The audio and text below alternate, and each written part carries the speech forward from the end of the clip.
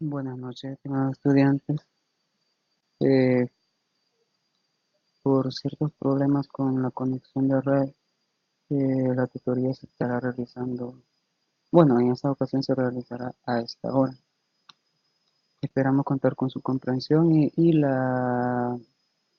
link del video estará siendo publicado en la plataforma. Felicitarles por el trabajo que hemos estado realizando hasta este momento. Ánimo, ya estamos en las últimas actividades y por lo tanto debemos de realizar eh, las últimas tareas. Ánimo. En la medida de lo posible serán solventadas todas las dudas que tengan durante el desarrollo de sus tareas. Vamos con la presentación. La propuesta para esta tutoría de metodología de la enseñanza de la matemática, eh, tenemos estos tres temas: contexto real y significatividad de la educación matemática, guiones de preguntas y buenas prácticas, experimentación en el proceso de aprendizaje de la matemática. El material pues está escrito en la plataforma, material número 3. Vamos en la primera temática: contexto real y significatividad de la educación matemática. Este tema ya ha sido tratado en la tutoría anterior, pero acá se aborda un poco con más profundidad. El contexto real, pues ya sabemos que ese es nuestro desafío como docente: poder contextualizar toda la problemática o todas las situaciones que nosotros les planteamos a los estudiantes. Entonces, vamos a analizar el contexto real y significatividad de la educación matemática. Para Claudia Alsina, la descontextualización en la educación matemática es inquietante, pues en muchos de los casos los problemas se tornan ideales, es decir, solo funcionan bajo condiciones dadas. Este es nuestro reto como docentes: lograr contextualizar o lograr que los estudiantes contextualicen el problema inicial. Ese es nuestro objetivo. En la medida en la medida que los estudiantes logren contextualizar el problema inicial, la asimilación de la información eh, nuestro método de enseñanza va a estar dando sus frutos. Los procesos de enseñanza y aprendizaje ocurren en un contexto concreto y tendrían siempre que interpretarse en él, aun cuando este contexto sea simplemente el escolar. Son Claudia Alcina, 2008. Ya sabemos que la mayoría de los problemas matemáticos que nosotros nos planteamos o que nosotros les planteamos a los estudiantes tienden a ser idealizados. ¿Por qué idealizados? Porque va en base a ciertas condiciones para las cuales se cumpla el problema. Si nosotros restringimos más las condiciones, puede que se haga un poco más fácil de resolver el problema.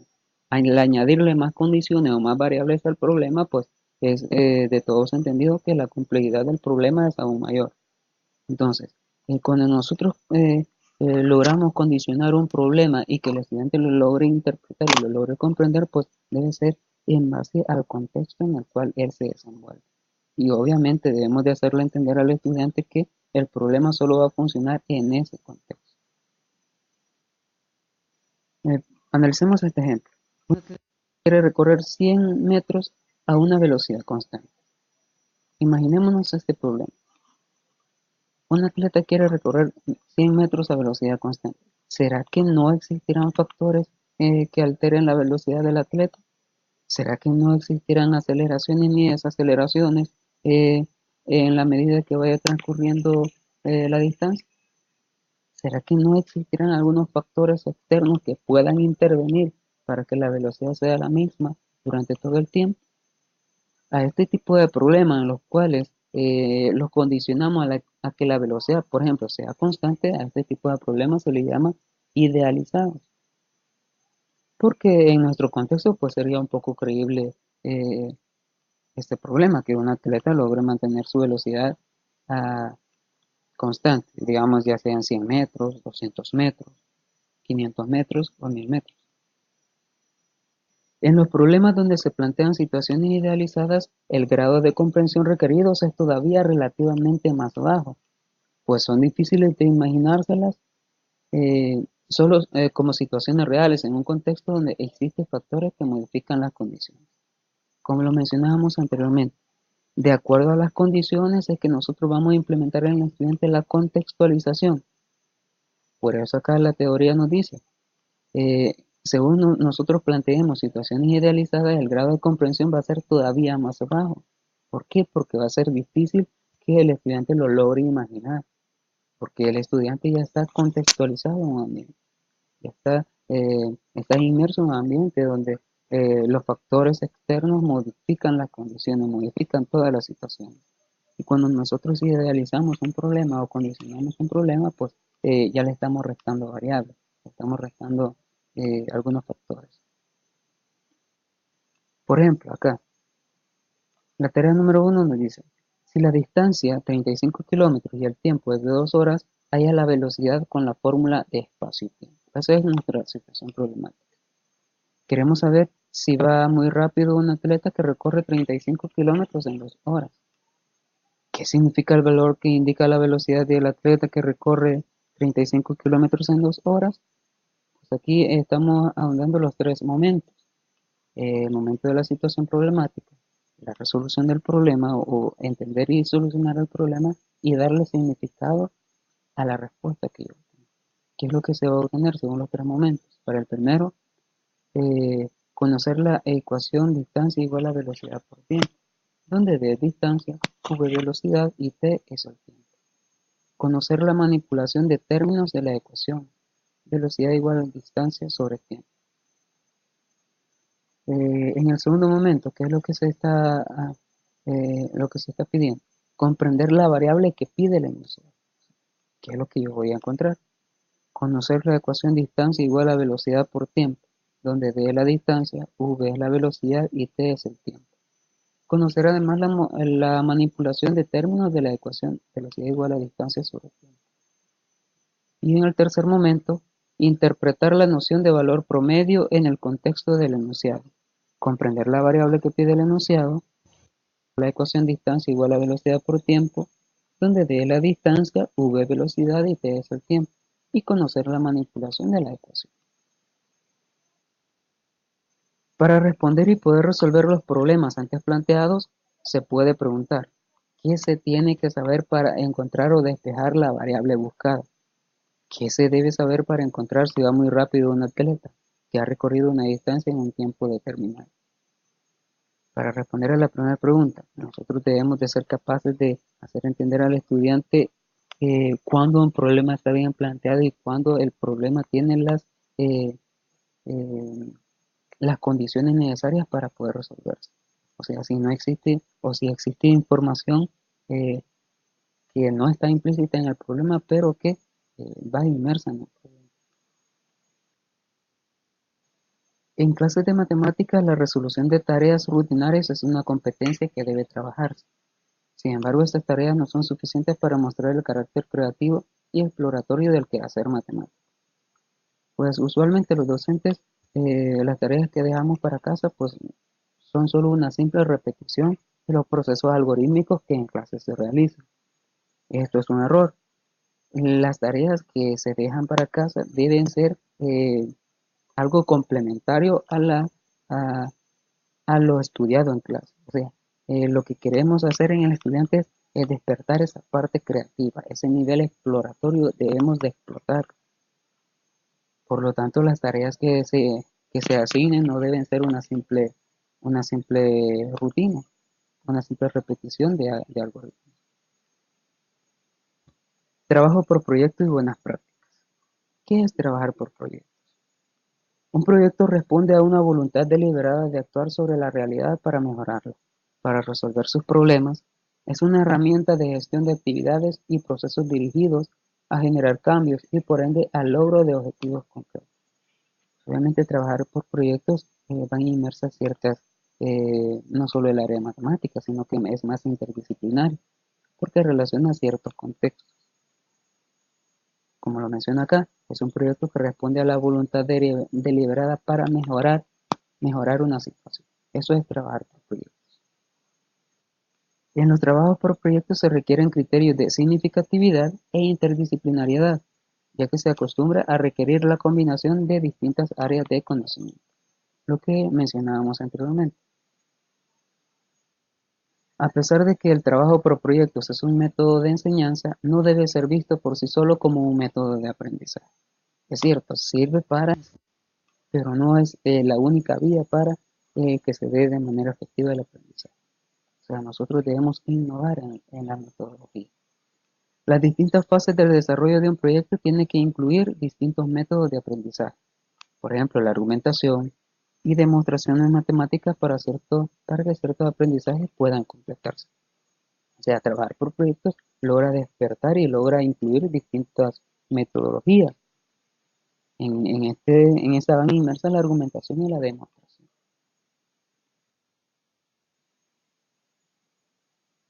En este caso vamos a analizar los ejemplos de la página 33 y 34 del material que es del 33 a la 38 del material que está en plataforma.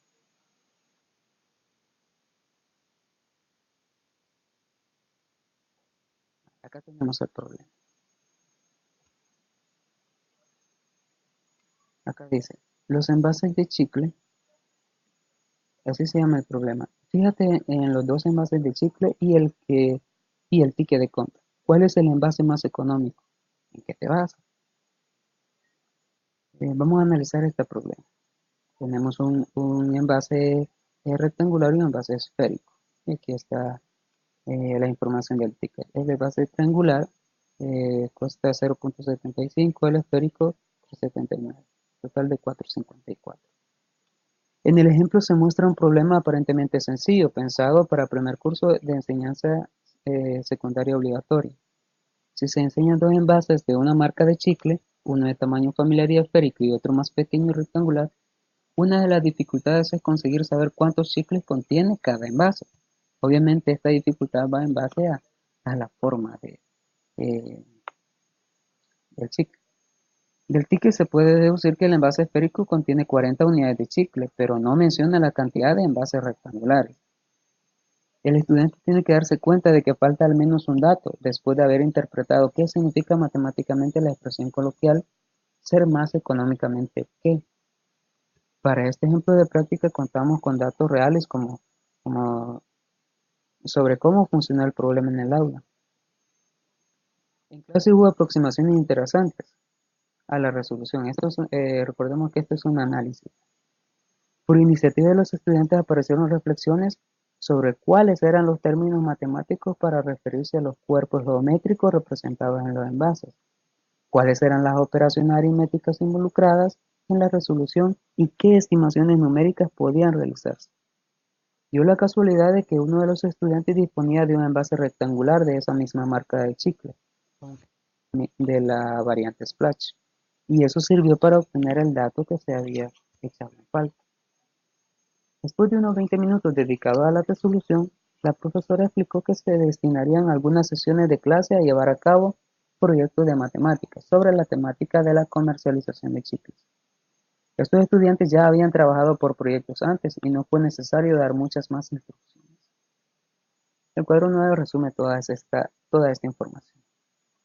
Acá, ¿qué orientaciones dio el docente?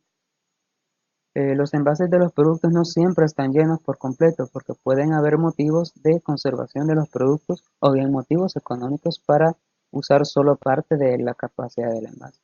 Estas son algunas de las observaciones de la profesora. Los envases llegan al supermercado ordenados dentro de cajas de cartón, que después se colocan en los expositores. El empleado de la empresa tiene que descubrir los envases en las cajas de modo que de modo que quepa el máximo número posible. Y así vamos analizando cada una de la información que la profesora asignó. En otro recorte publicitario se explica que 100 gramos de chicle tiene un promedio de 154 kilocalorías. Sería interesante saber por qué se está dando este dato sobre un total de 100 gramos, si en realidad este no es el peso más común de los envases de chicle. Algunos grupos se basaron en comentarios del cuadro 9 para seleccionar una temática y empezar la realización del proyecto.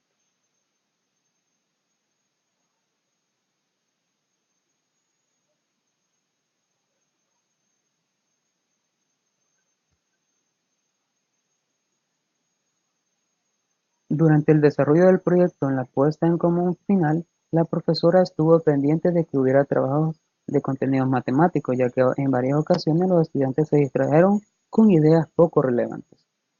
Con la guía de la maestra, se discutieron algunos de los conocimientos geométricos de los estudiantes sobre 2 y 3 dimensiones, así como las nociones de volumen y superficie total.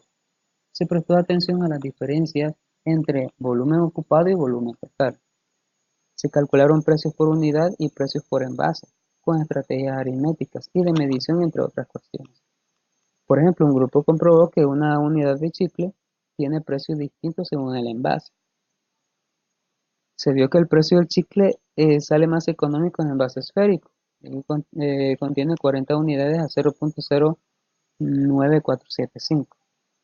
Mientras que la unidad del otro envase con 6 chicles y no 10, como se puede hacer pensar el ticket, sale a 0.125. Esto llevó a que se discutiera el hecho de que aunque el precio absoluto de un producto sea más caro que otro, no significa que se compre más caro en términos relativos. Hubo un grupo además que lideró un proyecto sobre cómo colocar los envases de chicle en cajas para su venta. Los 3 estudiantes del grupo fueron a visitar un supermercado y tomaron medidas de 2 cajas que había en un expositor situado cerca de la silla. La caja con envases esféricos como los del problema inicial medía 24 centímetros de largo, 16 de ancho y 4 de alto, mientras que la caja con envases rectangulares medía 18.5 centímetros, 9 centímetros y 6.5 centímetros.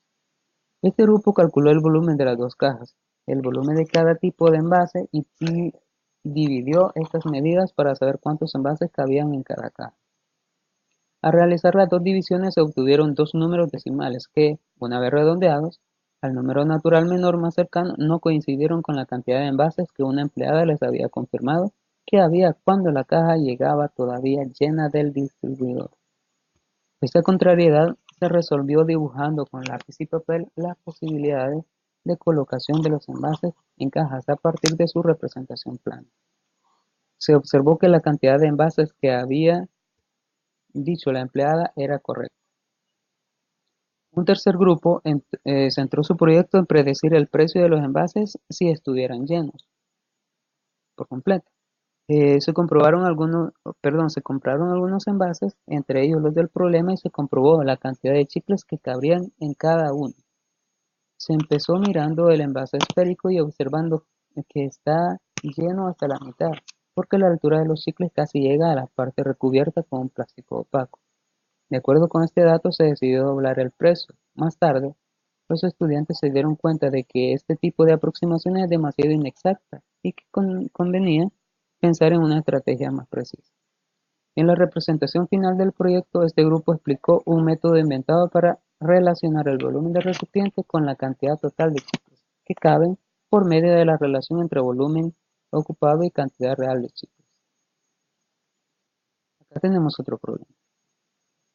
El 2 de noviembre del 2008 salía un anuncio de automóviles en un diario. Lee el enunciado y razona si la cantidad propuesta de árboles neutraliza el CO2 emitido por el coche. Había una vez un coche que emitía 119 gramos por kilómetro de CO2, un árbol que durante 40 años absorbía 30 kilogramos de CO2.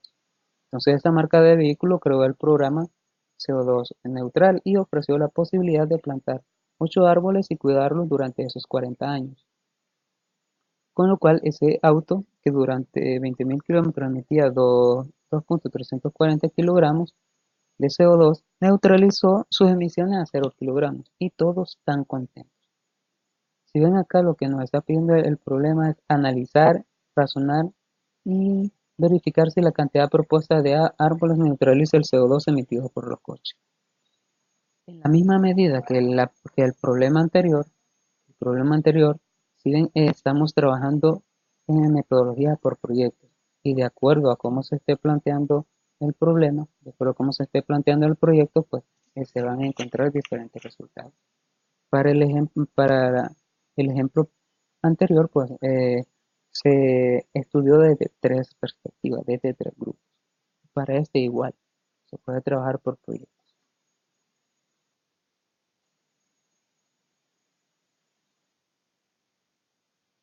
Y acá tenemos además algunos problemas adicionales. Y estos están escritos en plataforma.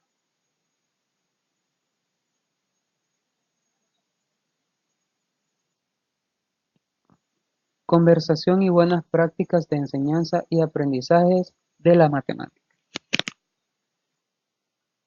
Sabemos que la parte principal de todo docente es poder establecer una buena comunicación con los estudiantes. En esta medida, el conversar con los estudiantes, el acercarse a los estudiantes es primordial para que, para poder ir generando un grado de confianza o el grado de confianza idóneo para que ellos puedan expresarse. Si nosotros no somos capaces de crear estas condiciones de confianza y buenas relaciones con los estudiantes, pues va a ser un poco difícil lograr nuestros objetivos. En matemática existe un claro ejemplo en relación a los procedimientos de resolución de ecuaciones lineales. Se plantea la forma de solucionar. Para transponer números, si solo hay un término en la ecuación y el término y el número se encuentran en el mismo lado de la ecuación y de la relación del número, y la relación del número es resta, entonces hay que añadir números a ambos lados de la ecuación. Esto es lo que usualmente realizamos. Decimos, si está sumando un número, entonces agregamos en la parte izquierda y derecha. Si está restando, pues agregamos. Si está sumando, pues valores a modo de resolver nuestra problema.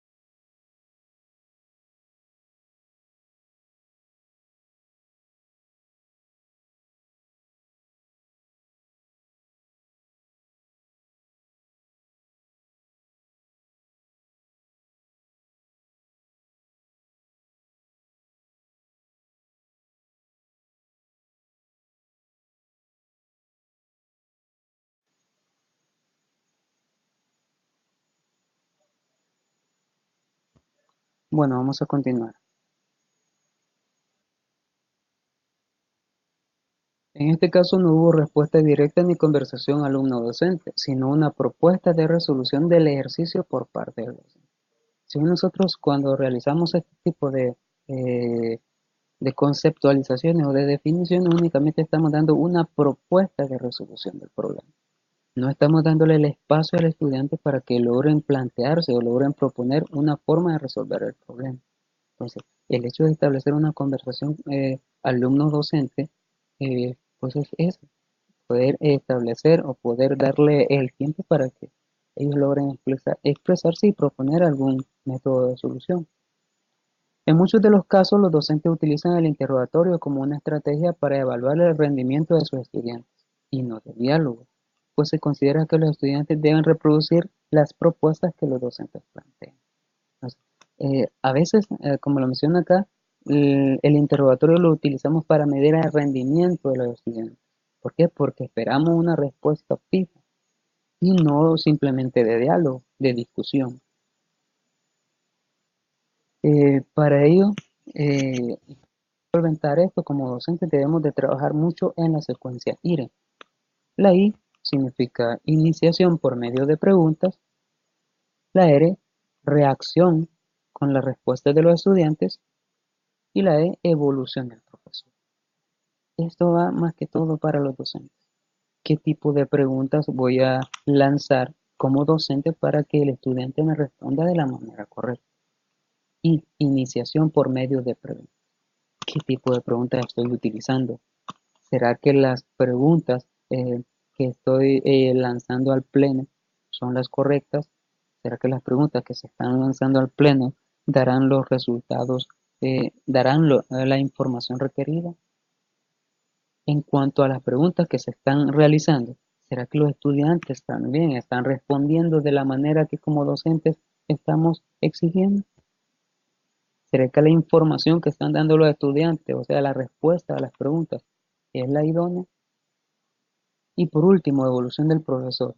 Si las primeras dos han estado fallando, entonces qué modificaciones hemos realizado a nuestro cuestionario, a nuestras preguntas, de tal forma que los estudiantes puedan responder de manera correcta.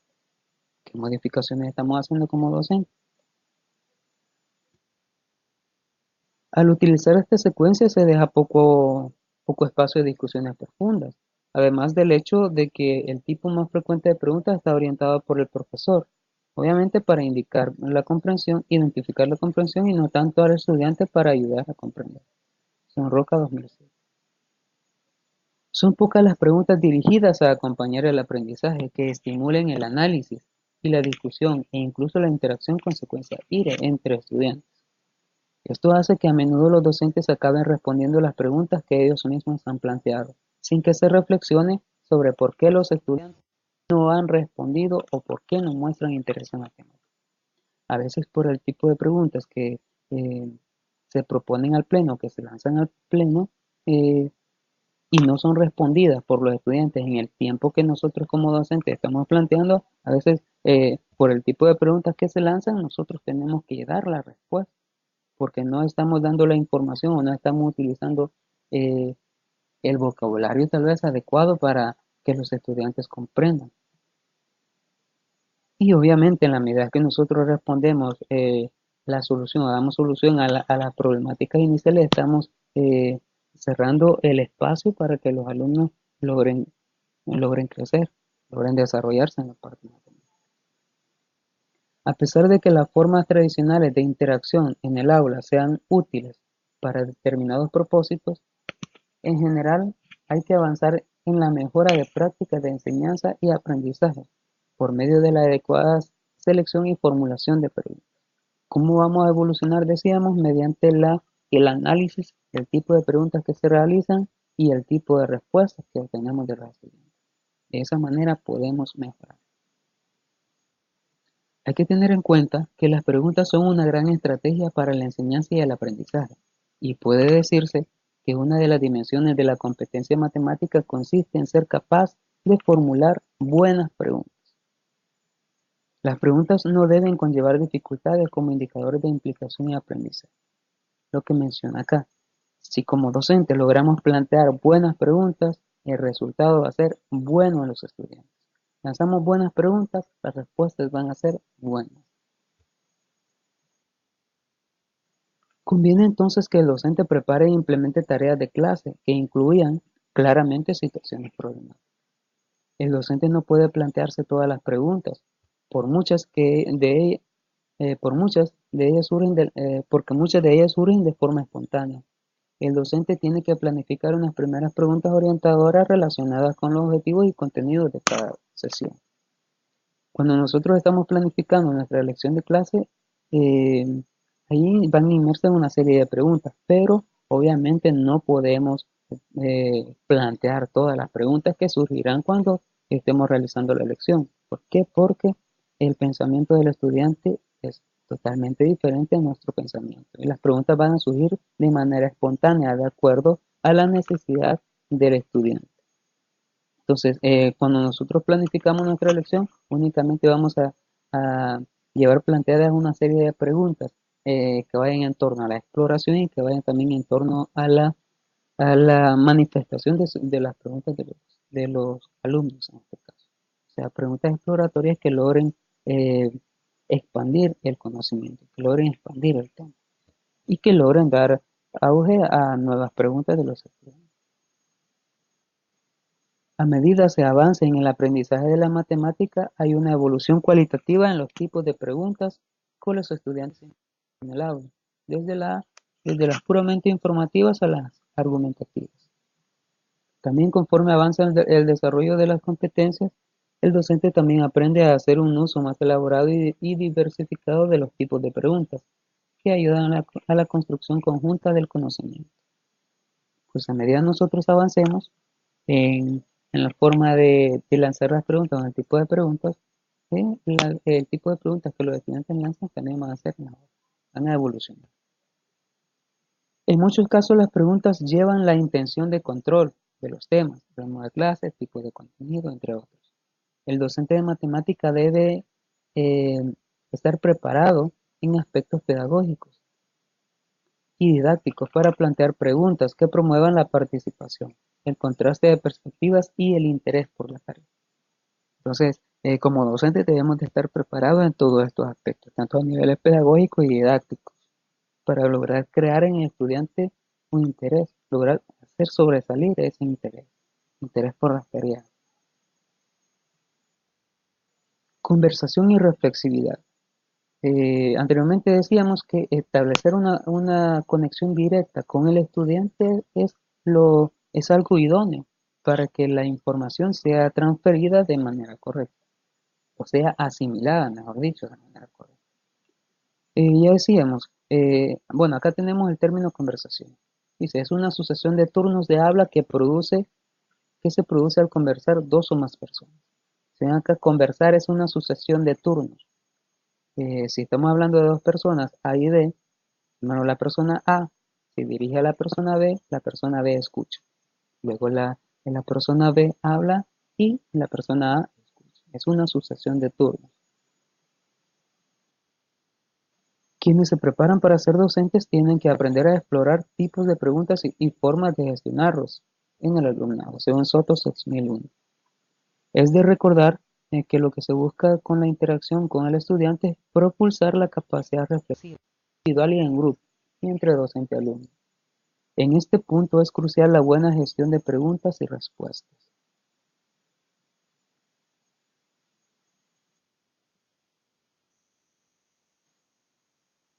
Para empezar, el hecho de acercarnos a las preguntas desde el criterio de reflexividad orienta su uso primero hacia la representación de opiniones, luego a la elaboración de descripciones, definiciones, explicaciones, argumentaciones, justificaciones, pruebas, de modo que con ellas se responda a las necesidades de comunicación matemática.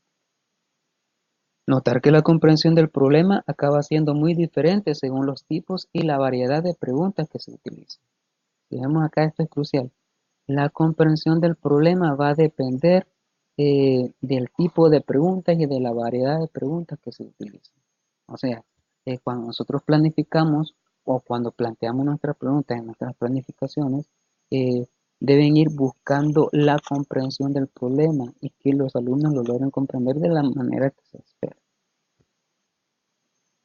Ejemplo de algunas actividades con preguntas. Por ejemplo, aquí tenemos una actividad. La marca de coches Rapidus ofrece radio y GPS.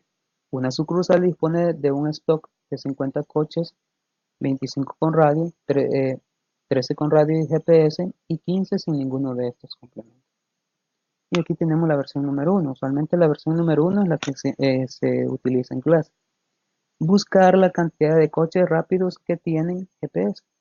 Esa es la versión utilizada usualmente en clase. Y la versión número 2 que va en torno a ir construyendo la solución. Y veamos de dónde parte.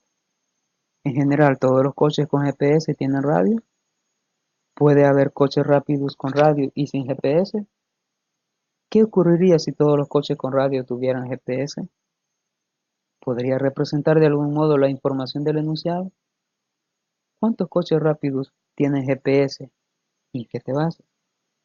Si ven acá, usualmente la versión número 1 es la que se utiliza. La número 1 va en busca de la solución. Está pidiendo directamente una solución. Y la versión número 2 está construyendo la solución. Tenemos la actividad número 2. Se sabe que las 3/8 partes de la población de una ciudad habla dos lenguas, la lengua A y la B. También se sabe que de cada 10 habitantes que hablan A, 9 hablan B. La versión número 1 busca qué parte de la población de esta ciudad habla solo A. La versión número 2, la construcción de la solución, nos dice, ¿cómo se puede representar toda la población de la ciudad? ¿Cómo se puede representar la fracción de habitantes que hablan A y B? ¿Cómo se, cómo se puede saber si habrá habitantes que solo hablen A o solo B? ¿Que sería útil conocer de qué ciudad y lengua se trata? ¿Qué parte de la población de esta ciudad habla solo A? Si ven acá nosotros tenemos la misma solución, pero estamos construyendo la solución. Para resolver estas actividades, se puede comprobar que hay 23 coches con GPS y 1/24 de habitantes que solo hablan A. el- hablan A. En cuanto a las cuestiones de los enunciados, se puede pensar cuáles son más útiles para evaluar memoria o comprensión, cuáles suponen desafíos matemáticos, cuáles admiten una corrección sencilla de la respuesta, en cuáles requieren una familiarización con el contexto evocado, entre otros. De acuerdo a lo que se vaya buscando es que se van a plantear los problemas o las situaciones problemáticas. Queremos que el alumno memorice o evaluar memoria, queremos propulsar la comprensión, queremos crear desafíos. ¿Qué tipo de problemas estamos lanzando?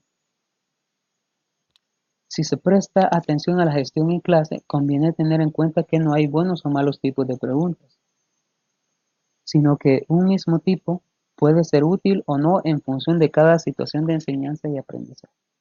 Decíamos, las preguntas no son buenas ni malas, sino que hay que adecuarlas a la situación en la que se está planteando.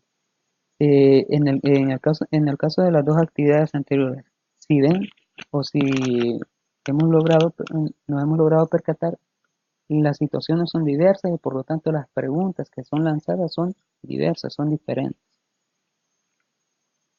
El docente es capaz de reconocer si una pregunta es apropiada o no según la función que se le otorgue en una sesión de clase. Cuando el docente con sus preguntas hace dudar a los estudiantes y por lo tanto consigue generar opinión, discusión y argumentación matemática, significa que el objetivo se está logrando. ¿Cuándo vamos a lograr el objetivo? Cuando hagamos dudar al estudiante y lo hagamos generar opinión, discusión y argumentación. Solo en ese punto vamos a estar logrando los resultados que esperamos.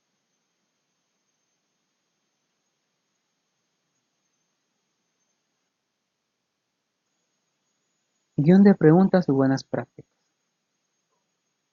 Según Guzmán, 1998, la actividad matemática consiste en resolver problemas.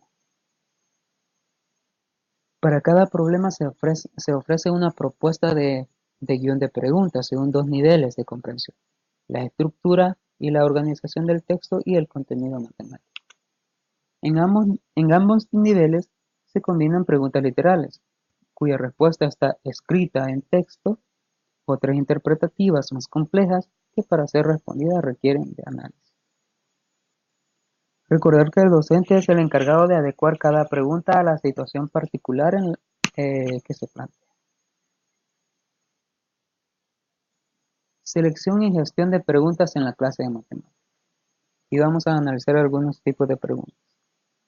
Vinculación con la resolución de un problema matemático.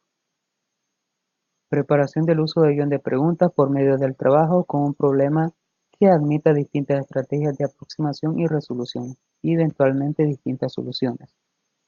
Presentación del guión como parte de la situación práctica que ayudará a avanzar y profundizar en la resolución del problema. Uso del guión para la discusión de dificultades en el proceso de resolución y para la búsqueda de estrategias alternativas a las elaboradas. Diversificación de los tipos de problema cuya resolución se acompañará de la discusión individual y en grupo de un guión de preguntas. Representación del tipo de preguntas para el análisis del problema. Aquí estamos abordando o estamos promoviendo el nivel de lectura, el nivel de la comprensión matemática. Para el nivel de lectura tenemos tipos de preguntas literales. ¿Qué se pide en el problema? Están las cuestiones planteadas de forma directa, hay información expresada. ¿Cuál? Hay frases que hayas necesitado leer varias veces y están las interpretativas. Hay datos no incluidos en el texto ni en las imágenes, pero que son necesarios para entender lo que se dice. ¿Cuáles son las ideas más importantes? ¿Cómo podría sustituirse la información visual con texto? ¿Es posible redactar mejor el enunciado sin cambiar su significado? ¿Qué estamos promoviendo acá? El nivel de lectura. Y ahora analizamos la comprensión matemática. Para este caso tenemos las preguntas literales, las preguntas interpretativas, exploratorias y las interpretativas argumentativas. Para el primer caso tenemos el tipo de preguntas. ¿Hay vocabulario matemático en el enunciado? ¿Se usan símbolos o convenciones del lenguaje algebraico? ¿Hay información matemáticamente redundante? ¿Qué términos del enunciado ayudan a ubicar los contenidos matemáticos que se van a necesitar? Y ahora vamos con las interpretativas e exploratorias. ¿Has leído antes un texto parecido en clases de matemáticas? ¿Cuándo? ¿Para qué puede servir la resolución del problema? ¿Qué matemáticas necesitas para entender bien lo que se dice? ¿Por qué piensas que se ha escogido este texto en clase de matemáticas? Las argumentativas, ¿qué afirmaciones de las que se dice necesitas probar? ¿Qué predicciones puedes hacer con lo que se dice? ¿En qué te basas? ¿Has necesitado modificar algún supuesto inicial a medida que has ido avanzando en la resolución del problema? ¿Cómo has decidido que la resolución estaba acabada? Estos son los tipos de preguntas que nosotros debemos de lanzar de acuerdo a, lo- a las necesidades. De entre las preguntas interpretativas conviene garantizar que hay distintos tipos representados. Por un lado las exploratorias y por el otro las argumentativas, que se utilizan para avanzar en la construcción del razonamiento matemático. Muchas de estas preguntas están orientadas a la profundización de los temas e ideas introducidas que determinan las estrategias de aproximación y solución. El trabajo individual o en pequeños grupos en torno a un guión de preguntas, seguido de una puesta en común con el grupo de clase, es un método de enseñanza que informa sobre el nivel de implicación de los estudiantes en la resolución del problema, sobre las dificultades de comprensión comunicativa y matemática. Para lograr esto se presenta al estudiante un guión de preguntas inacabado para que ellos mismos hagan sus aportaciones. Lo que decíamos al inicio, nosotros solo debemos de plantearnos preguntas para las cuales el alumno tenga la capacidad de añadir sus propios aportes. El trabajo individual servirá para enfrentarse lingüística y matemáticamente a dos textos, al enunciado del problema y al guión de preguntas. Si bien el trabajo individual y en equipo no es eh, o sirven de manera idónea de acuerdo a lo que se vaya buscando. Por ejemplo, el trabajo individual ayuda a entender el enunciado del problema y a tratar el guión de preguntas. Mientras que el trabajo en grupo servirá para comprobar las capacidades de contrastar ideas, negociar, sintetizar, entre otros. Entonces, el trabajo individual sirve para entender el enunciado y el guión de preguntas. Y el trabajo grupal, pues, para comprobar las capacidades de contraste de ideas, sintetización y negociación.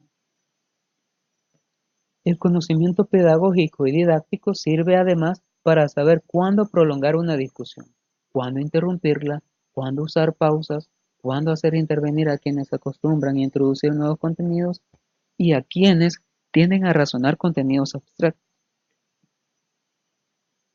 Se tiene que aprender a conocer cómo son los alumnos, cómo se desenvuelven matemáticamente, cuáles son las características relevantes de la clase, entre otros. Para poder lanzar las preguntas, para poder plantear nuestras preguntas, debemos de conocer al grupo. eh, si el grupo responde, a qué tipo de preguntas el grupo responde, en qué medida los grupos responden más, mejor, o a qué tipo de preguntas eh, es más propenso a que los estudiantes respondan. Entonces debemos de conocer primero al grupo.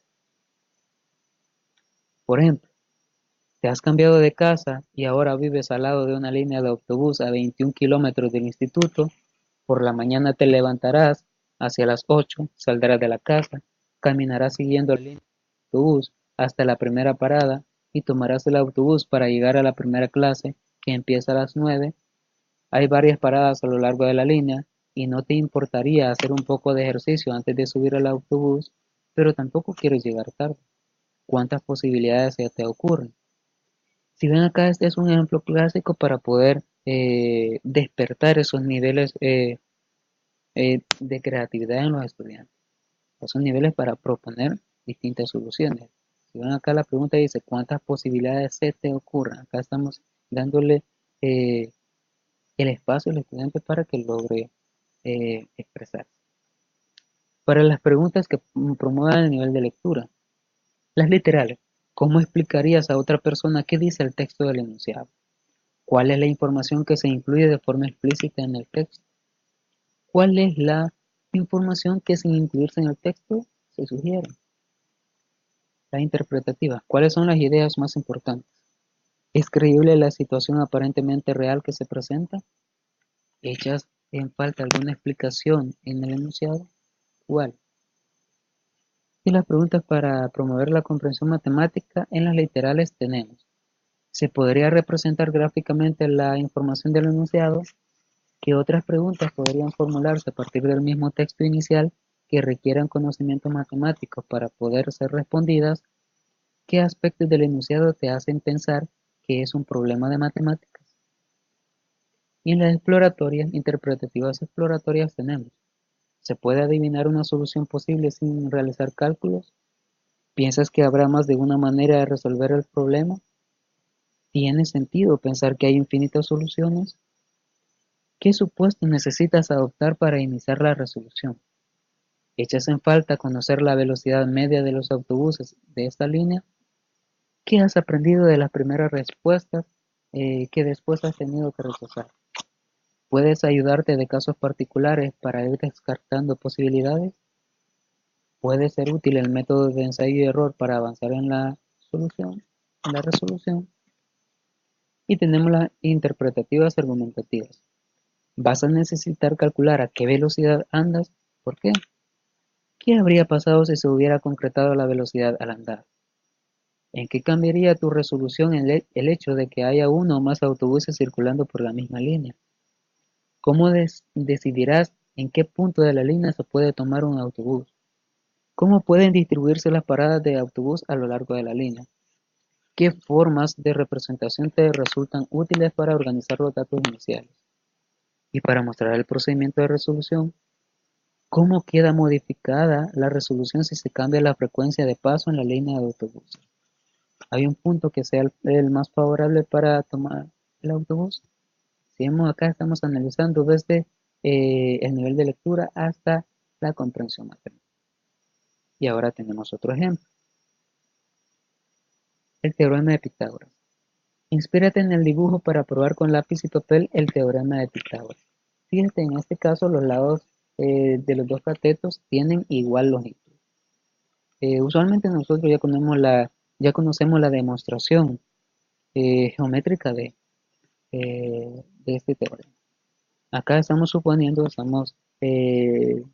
haciendo notar que los catetos tienen la misma longitud. ¿Qué preguntas para promover el nivel de lectura? ¿Qué pide el enunciado? Son las preguntas literales. ¿Cómo explicarías a otra persona el dibujo del problema? ¿Cómo se justifica la necesidad del dibujo en el texto del enunciado? Las interpretativas. ¿Qué te sugiere el dibujo? ¿Te recuerda algo ya estudiado? ¿Por qué piensas que no hay números asociados a los elementos del dibujo? ¿Cuáles dirías que son las palabras claves del problema? Y para promover la comprensión, las preguntas literales. El hecho de que los dos catetos del triángulo del dibujo sean iguales, ¿cómo se refleja geométricamente en el dibujo? ¿Cómo escribirías el teorema de Pitágoras con lenguaje simbólico? ¿Cómo sabes por qué medio de un dibujo de un triángulo es rectángulo? Preguntas interpretativas exploratorias. ¿Conoces alguna prueba del teorema de Pitágoras? ¿Cuál? ¿Por qué piensas que se dibujan las diagonales del cuadrado mayor? Perceptivamente es evidente que la suma de las áreas de los dos cuadrados pequeños equivalen al área del cuadrado mayor. ¿Por qué? Cualquier terna dada por dos números al cuadrado y su suma se corresponde con los eh, lados de un triángulo rectángulo. ¿Por qué? Cualquier terna dada por dos números y su suma se corresponde con los lados de un triángulo rectángulo. ¿Cómo usarías el teorema de Pitágoras para realizar una medida indirecta de longitud? ¿Se te ocurre un ejemplo? ¿Bastará con usar dibujos para construir una prueba matemáticamente válida? ¿Dirías que la prueba que has realizado es elegante? ¿Por qué? Y en las preguntas interpretativas argumentativas, ¿sería más fácil resolver el problema con tijeras que con papel y lápiz? ¿Qué principios del área sabes? ¿Cuáles pueden servir en este problema? ¿Podrías demostrar algunos de estos principios? ¿Cómo has usado la descomposición y composiciones de áreas. ¿De cuántos modos puedes inscribir un triángulo rectángulo en un cuadrado? ¿De qué variable depende? ¿Valdría el mismo procedimiento de prueba para un triángulo rectángulo con dos catetos de distinta longitud? ¿En qué te basas? ¿Has combinado razonamientos geométricos con razonamientos de otros tipos, como por ejemplo aritméticos o algebraicos? ¿En qué momento? ¿Cuántas pruebas pueden existir para el teorema de Pitágoras? Y ahora vamos con la temática experimentación y buenas técnicas. La matemática es una ciencia mucho más empírica de lo que muchos docentes pueden llegar a pensar, según Guzmán 2017. Según Marx 2017, él estaba afirmando que la matemática es una ciencia más empírica, más de la experimentación, más de la observación, más del día a día, más empírica, más del aprendizaje, más de lo observable. El actuar del docente debe partir de situaciones de problemas matemáticos para introducir propuestas de trabajo empírico con metodología científica que acudan a completar contenidos matemáticos relacionados con los problemas iniciales. Si bien esa es la labor como docente, partir de situaciones problemáticas que puedan ser analizadas y puedan ser interpretadas de manera empírica y poder hacer un contraste con la eh, información científica o con la metodología científica para poder abordar ese problema. Pues según la matemática tiene sus definiciones. La matemática es una ciencia como recurso, es una interdisciplinaridad como criterio y además va en base a la experimentación como método de enseñanza. Los experimentos son parte del mundo físico y por consiguiente tiene ventajas pedagógicas en cuanto a la contextualización del problema. ¿Por qué tiene ventajas pedagógicas? Porque estamos contextualizando el problema al ambiente en donde el estudiante se desenvuelve. Los experimentos que se recomiendan trabajar en matemáticas deben ser totalmente diferentes a los que se trabajan en física, química, biología, entre otros. Pues acá los experimentos deben ser eh, menos considerables o menos dificultosos. Deben ser aquellos que sean fáciles de realizar con pocos recursos y que tras fijar unas pocas variables muestren algún fenómeno observable, sin necesitar contar con aparatos grandes y caros. Los experimentos no tienen que implicar riesgos y tienen que ser relativamente rápidos. Los experimentos de matemáticas eh, deben de ser poco costosos y deben de ser relativamente rápidos con los elementos que nosotros disponemos en el aula.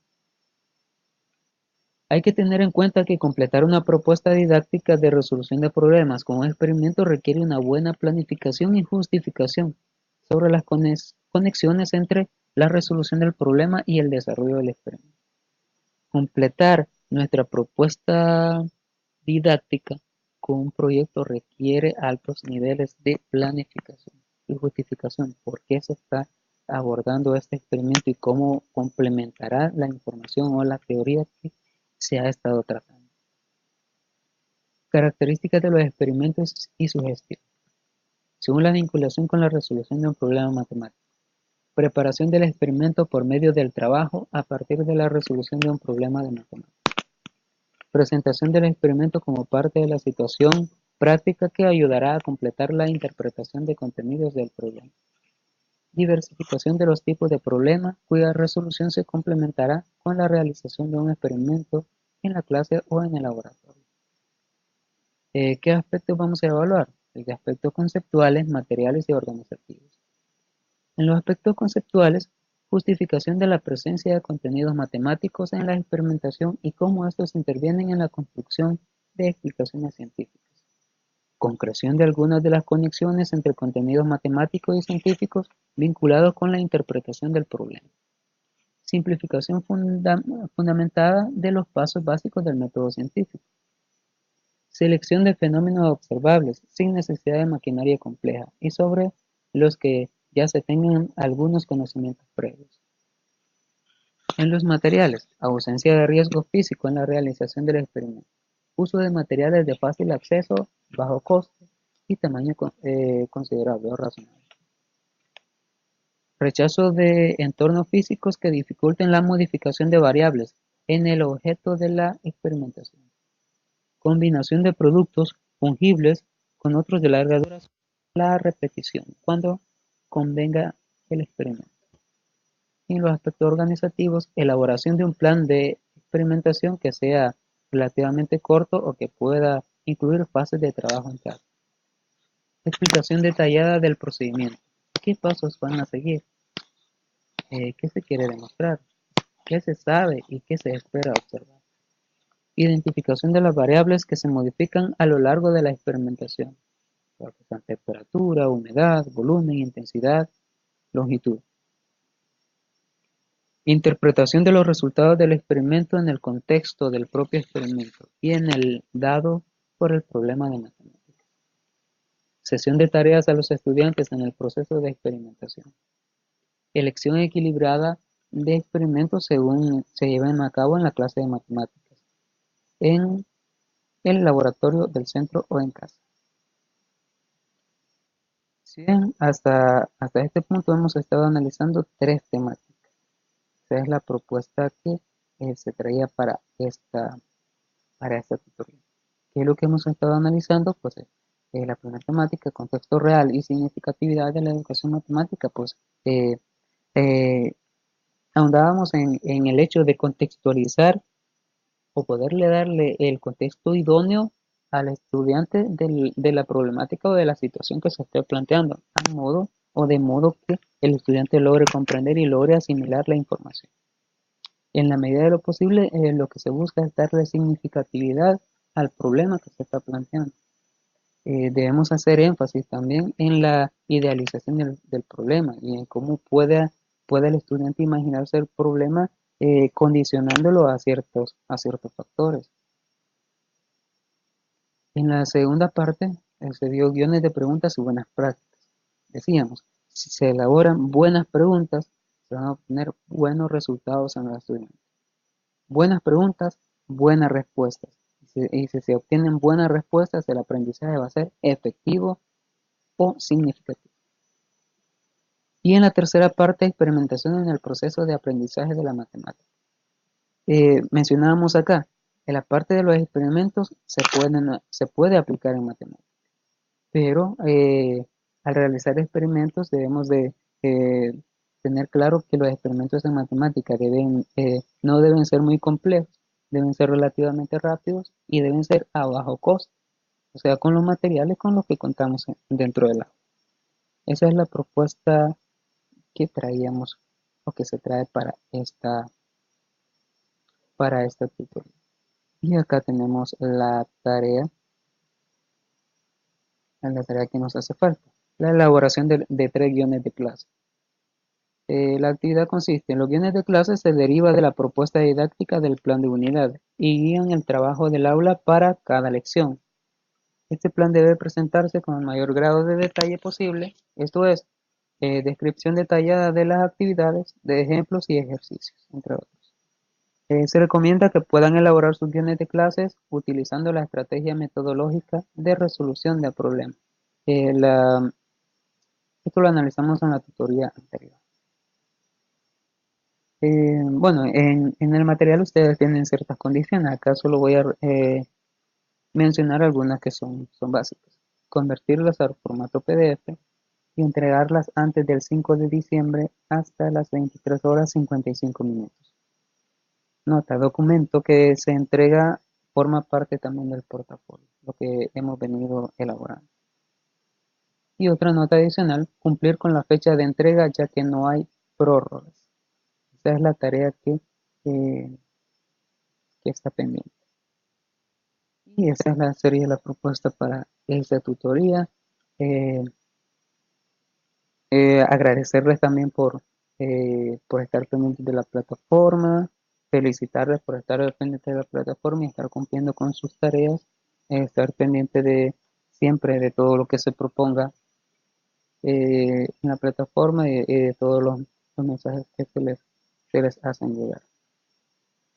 Si tienen alguna duda con la solución de su tarea, pues pueden consultarlo, ya sea a mi persona como tutor o al coordinador. En la medida de lo posible se estarán dando solución a todo. Gracias por su atención. Esperamos que eh, terminar de manera efectiva eh, el desarrollo de nuestra casa. Gracias por su atención. Si tienen alguna duda, pues la hacen saber mediante la plataforma o mediante mensaje. Nos vemos hasta la próxima. Muchas gracias.